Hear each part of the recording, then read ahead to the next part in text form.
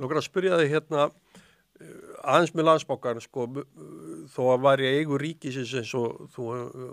nefnt og það er kannski engin tala fyrir því að hann fari úr eigu ríkisins en myndirðu telja að það væri betra en kæmi inn í Kauphöllina og hvernig svona, nú eru bankarnir mjög stórir í Kauphöllinni, ertu ánægð með svona verðmyndun í kringum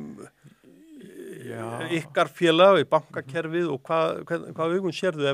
væri heppilegt að Landsbanki kæmi inn í Kauphöllina? Ekki spurning. Ég held sko fyrir að fyrsta verðlagning bara ágæt ef þú berð verðlagningu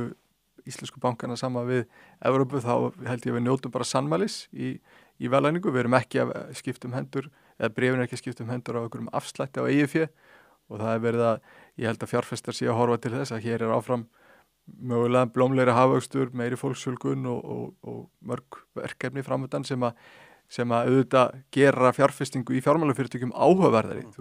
Þegar þú hefur trú á hagkerfi til lengri tíma þá það eitt af fyrsta sem kaupir hlutabréfi í fjármálafyrirtæki. Ég held líka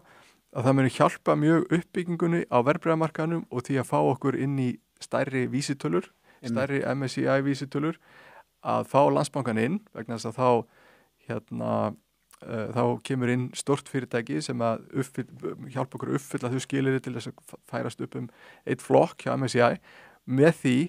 þá hækkar held ég eignarhald erlendra verðbréfasjóða, þetta eru hlutabréfasjóðir sem að eldast við þessar vísitölur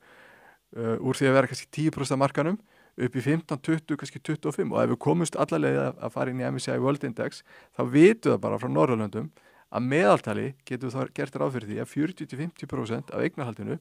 sé í eigu erlendra verðbréfasjóða og þá vonandi fyrir við að sjá norska olíusjóðin koma inn,